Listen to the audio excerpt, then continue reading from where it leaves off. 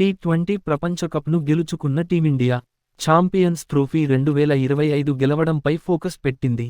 నయా head coach Gautam Gambhir పర్యవేక్షణలో ఆ దిశగా సన్నాహకాలను కూడా ప్రారంభించింది.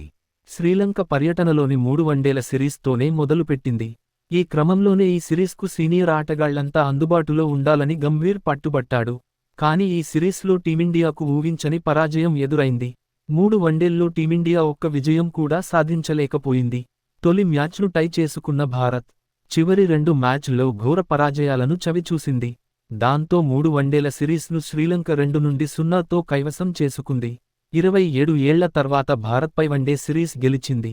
ఎన్నో అంచనాలతో కోచ్గా బాధ్యతలు చేపట్టిన గంభీర్ తొలి వన్డే సిరీస్లో తీవ్రంగా నిరాశపరిచాడు. కోచ్గా అతను తీసుకున్న నిర్ణయాలు టీమిండియా కొంపముంచాయి.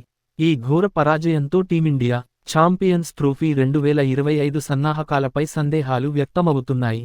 పటిష్టమైన టీమిండియాను గౌతమ్ గంభీర్ నాశనం చేశాడని మరోవైపు ఫ్యాన్స్ మండిపడుతున్నారు.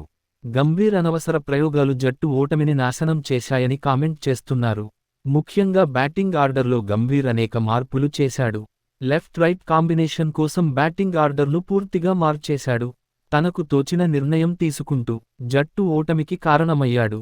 బౌలింగ్ కాంబినేషన్లోనూ గంభీర్ తప్పిదాలు చేశాడు.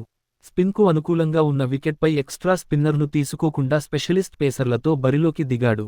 ఆల్రౌండర్లతో మేనేజ్ చేయాలని భావించాడు. అంతకుమించి శ్రీలంకను చాలా తక్కువగా అంచనా వేశాడు.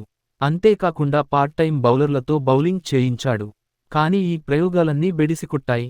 దాంతో 3 మ్యాచ్ల్లో టీమిండియా దారుణంగా విఫలమైంది.